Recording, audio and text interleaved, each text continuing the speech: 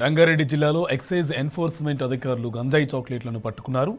Kokapet Ramky constructions company వద్ద గంజాయి చాక్లెట్లు విక్రయిస్తున్న సౌమ్యరాజన్ అనే వ్యక్తిని అదుపులోకి తీసుకున్నారు అధికారులు. నిందితుడి వద్ద నుంచి భారీగా గంజాయి చాక్లెట్లను స్వాధీనం చేసుకుని సీజ్ చేశారు. ఒడిశా నుంచి గంజాయి తీసుకొచ్చి హైదరాబాద్లో చాక్లెట్ల రూపంలో విక్రయిస్తున్నారని అధికారులు తెలిపారు.